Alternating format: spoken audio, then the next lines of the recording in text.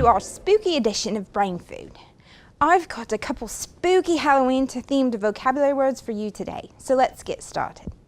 Our first term of the day is echolocation. Have you ever heard the expression blind as a bat? This common knowledge is actually false because bats can see just as well or even better than humans. However, bats usually hunt for food in the dead of night when their eyes are of little use. So instead of using their eyes, they use their ears with an ability called echolocation. A bat sends out a sound wave, and when the wave runs into an object, it bounces back to the bat. Echolocation gives the bat useful information, such as how far away the insect is and how big it is. Some other animals that use echolocation are whales, dolphins, and some species of birds.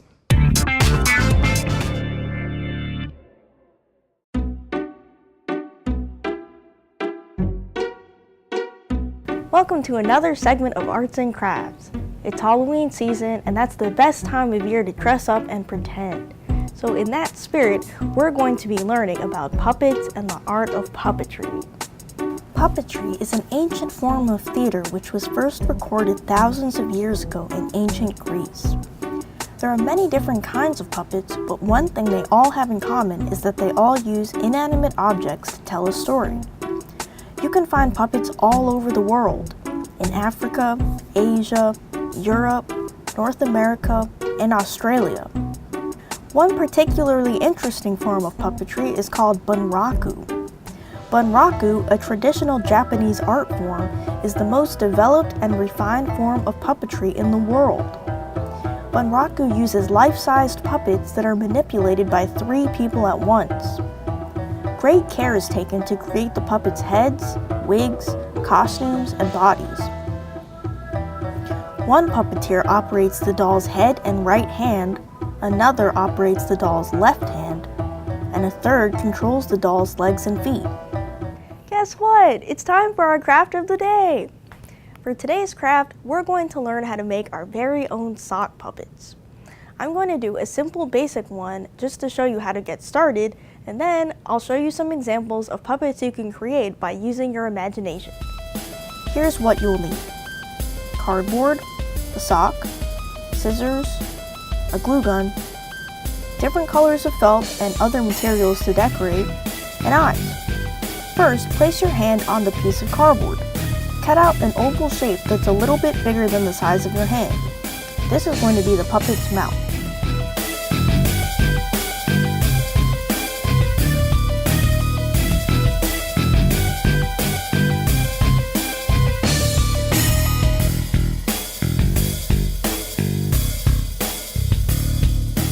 Next, make a straight cut into the sock through the toe, like this.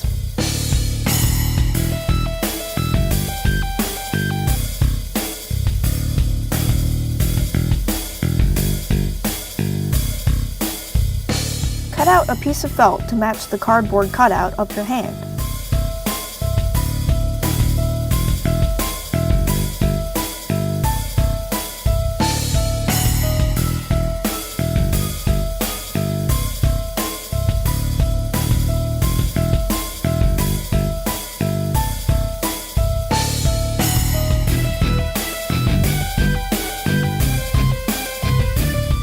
Now it's time to use your hot glue gun.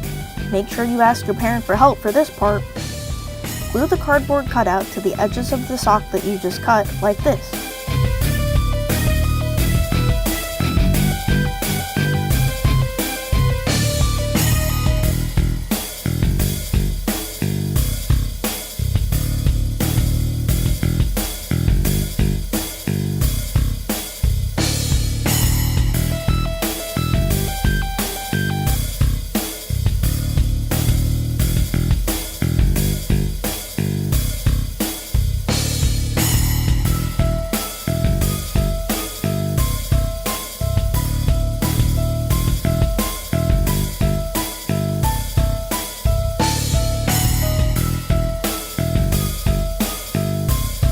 And now glue the piece of felt you cut out on top of the cardboard to hide the edges.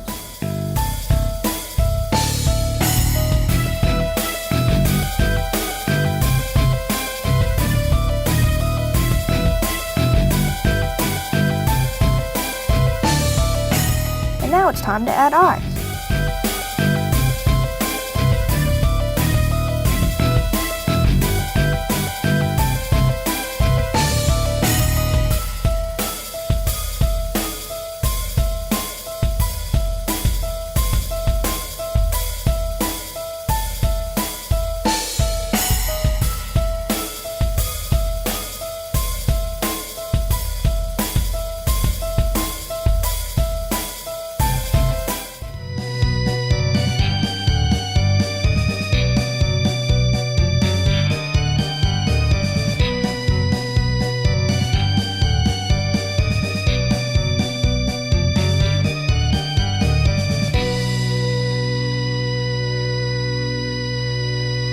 And there you have it, your very own sock puppet. Here are some examples of some spooky Halloween-themed puppets. I made a bat puppet by wrapping cardboard cutouts of ears, fangs, and wings with pieces of felt. All you have to do is hot glue the ears to the top of the puppet's head, the fangs to the top of its mouth, and the wings on its back.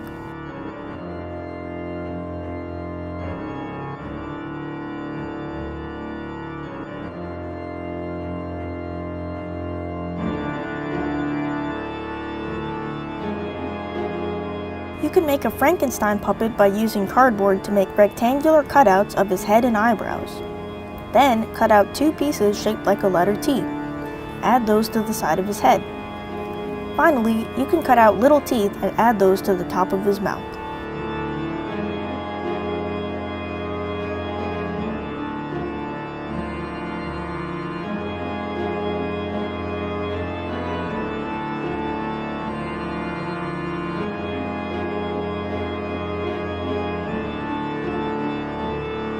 Now you can make as many puppets as you want.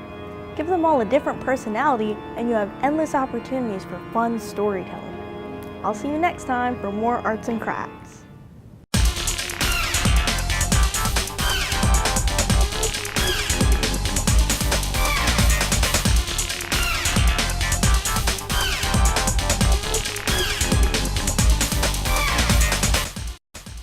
Hi, I'm Ariana, and I'm here at Exploration's 5 Children's Museum for this segment of Senses Overdrive. This is Corey. He's going to be helping us with our activity today. So, Corey, what do you have us doing? So, my lab assistant, Bethany, and I, we have some spooky science for y'all. As you know, it's Halloween time, and there's going to be a lot of fog and a lot of different effects at all these spooky houses. And a lot of what they're using is just dry ice.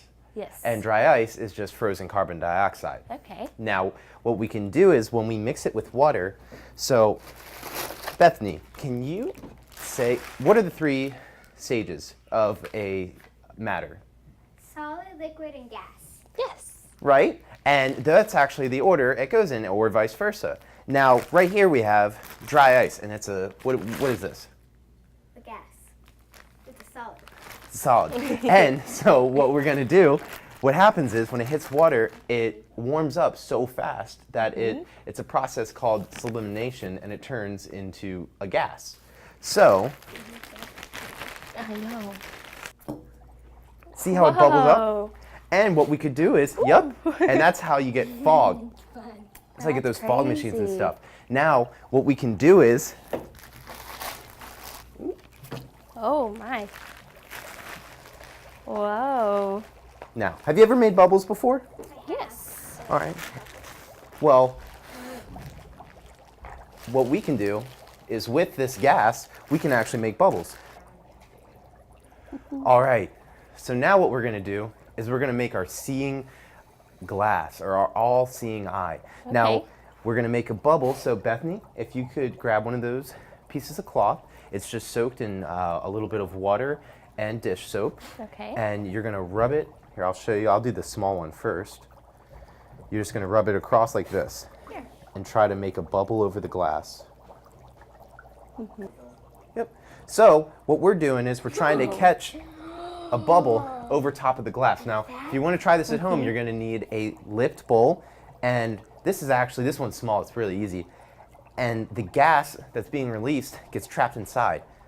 It's just carbon dioxide. It's nothing dangerous, but we would recommend, if you are going to do this, just a well-ventilated room, but it's nothing inherent bad.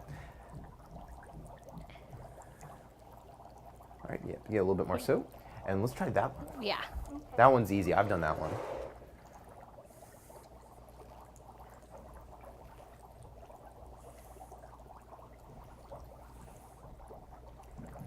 Ooh, you gotta pull it tight and like push down on it a little bit. There you go. Can't tell if it's doing it or not. There you go. Yep. Keep going. Did you do it? Oh, Oh, it you're so popped. close. Try it one more time. You're so close. Snapping. Yeah, you just slowly down. At the end. Yep, Just you're good.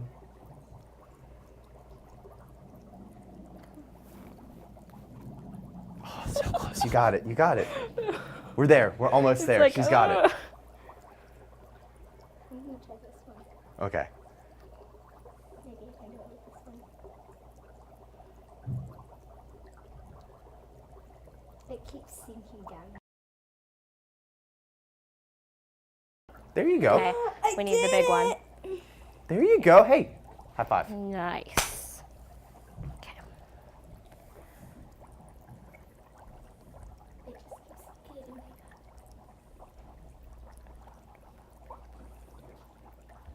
It's going down. Did you do it? First I try? think so. Yep. First try. Ah. Nice. Oh, that's awesome. All right, and so what you can do is, and what we did on this far right one is, we put a flashlight in there, and as the light shoots up, and it gets clouded by the gas and the bubble, you get a all-seeing witch's eye. This looks so cool. No, it doesn't. This one looks cool. Whoa. That's so cool. This one's like shooting out little circles. Nice.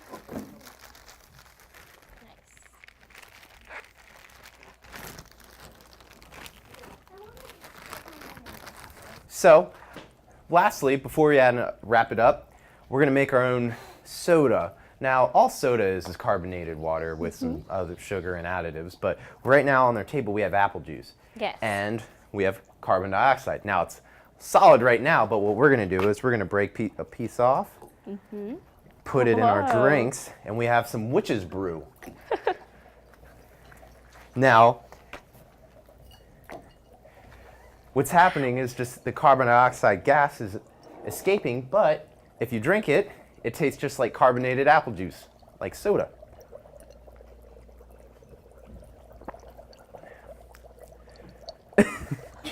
Oh my goodness. That's crazy. Yep. Cheers! Cheers. That was so much fun. And if you really want to put your senses into overdrive, come here to Exploration's 5 Children's Museum in downtown Lakeland. See you again soon. Bye-bye.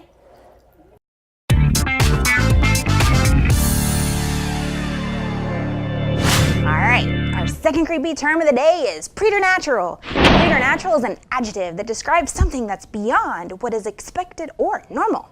Preternatural refers to a quality that's so beyond normal it seems as if an unknown force is involved. For example, the famous composer Mozart wrote his first symphony when he was only 8 years old. He was gifted with the preternatural ability to create music. You may have heard of the term supernatural. Supernatural, on the other hand, describes something that is not found in nature and cannot be physically or scientifically be explained. Ghosts and spirits are considered supernatural.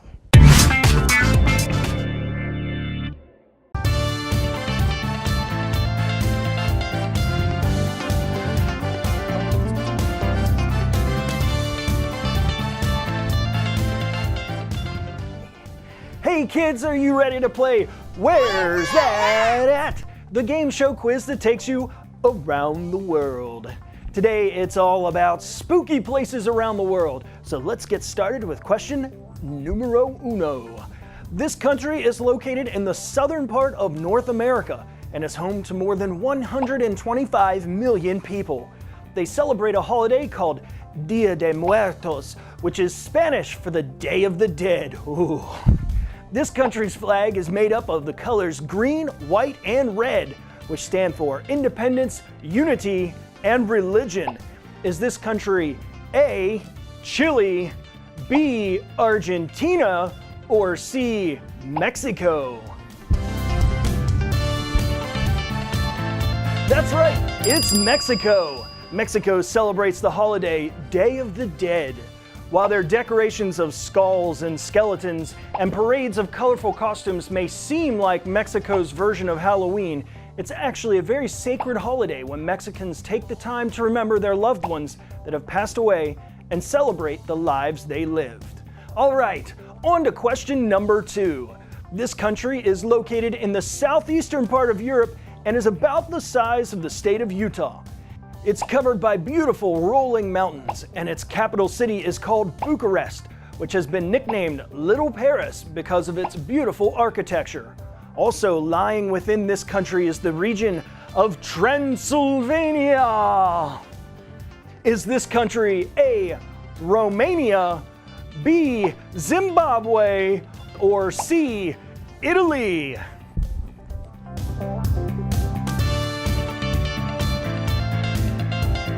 It's A, Romania. Romania's region of Transylvania is the location where vampires originally came from. Their leader, Count Dracula, leaves Transylvania to go to England, where he can find fresh blood to spread the curse of the vampire. But there he encounters Abraham Van Helsing, who courageously fights off the vampire invasion. Of course, vampires aren't actually real. They're just pretend creatures made up by author Bram Stoker in his book Dracula. His book inspired all the vampire novels and films we now enjoy reading and watching today. Well, that's all for this spooky episode of Where's That At? Thanks for playing. I'll see you next time.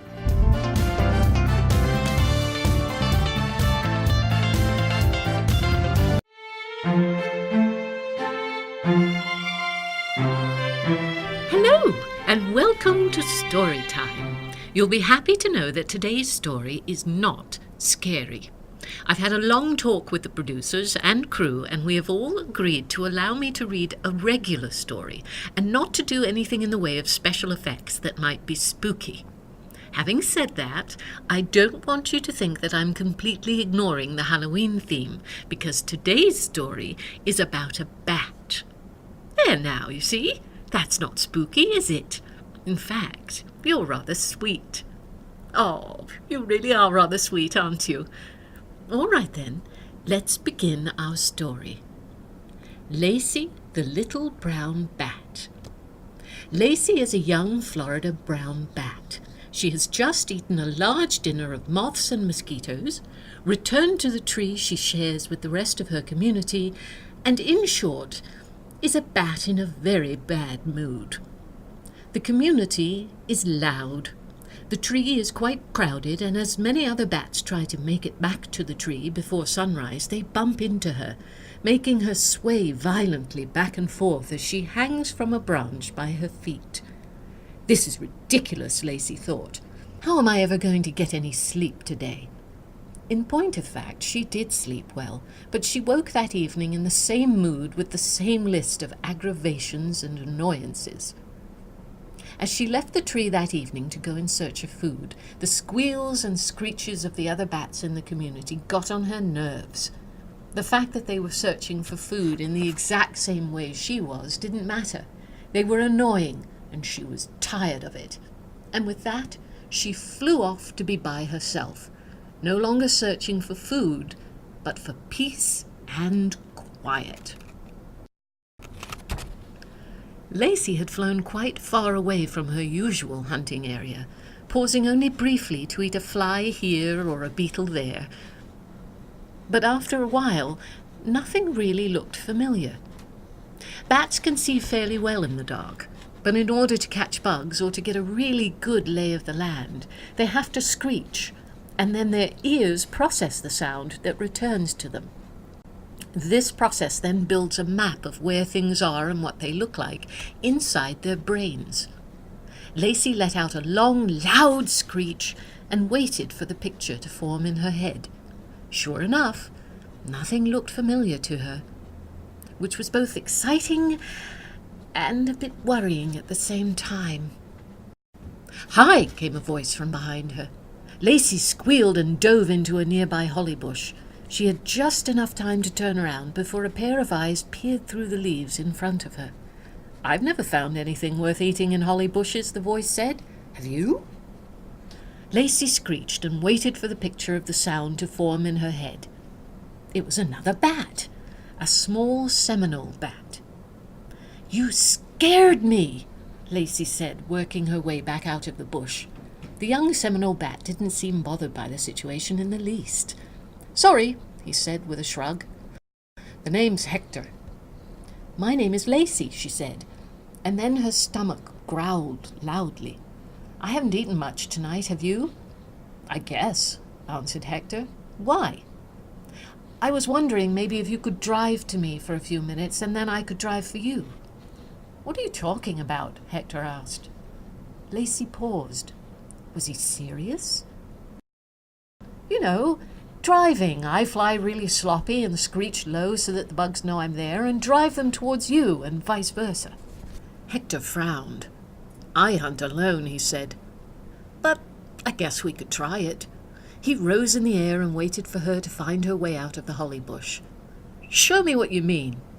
Lacey did show him how driving was done, and the two worked fairly well as a team for a couple of hours until both of the little bats were full. "Wow, I'm stuffed," said Lacey as she flew to a branch where Hector was hanging upside down and hung beside him. "Me too," said Hector. "I have to admit I haven't eaten that well since I was a baby bat." "I'm glad," Lacey responded, yawning loudly. "Where do you roost?" "I'm sorry, what?" asked Hector. "You know, roost," said Lacey. "Where do you sleep?" "I'm 4 years old," Hector said with a snort. "I haven't roosted since I was a baby bat. I sleep on my own."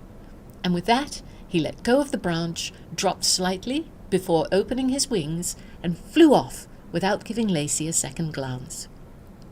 Hector's behavior would have hurt Lacey's feelings if she hadn't remembered a conversation she'd had with one of the elders in her colony.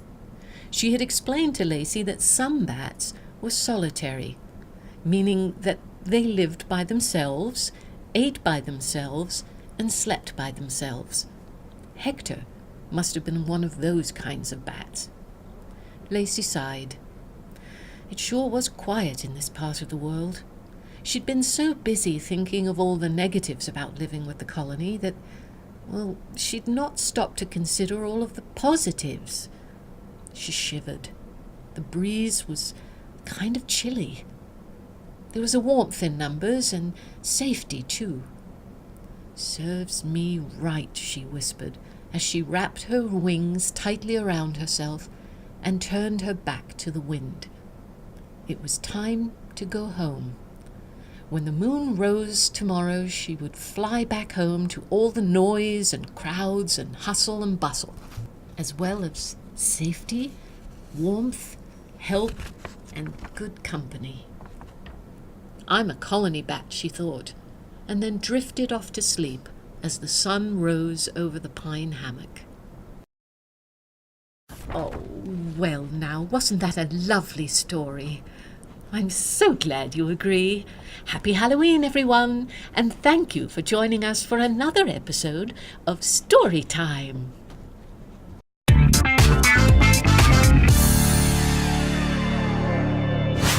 All right, are you ready for our third eerie term of the day? A banshee is a female spirit from Irish and Scottish folklore. When the spirit was seen combing her hair or heard crying beneath a window, it was considered a sign that a family member was about to die. Today, we use the word banshee to describe someone who is screaming. For example, Heather saw her mother's ghost creeping up the stairs and started to scream like a banshee.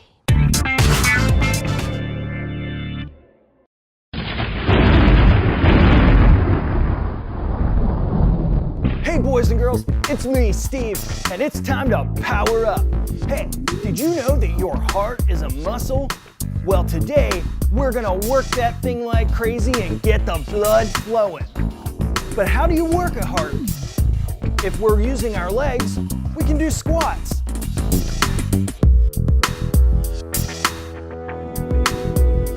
And if we're doing arms, we can do push-ups.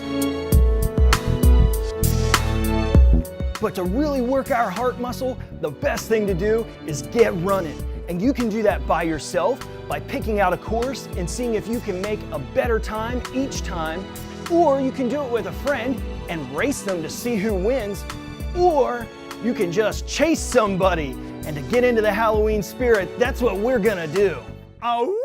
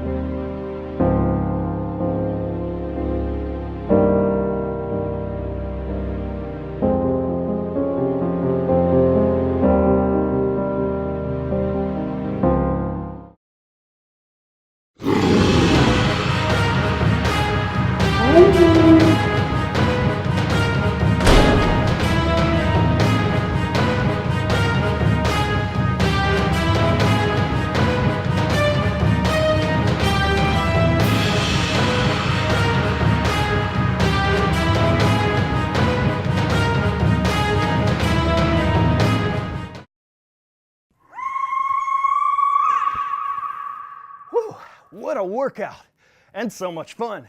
Thanks for joining me on Power Up. I'll see you next time.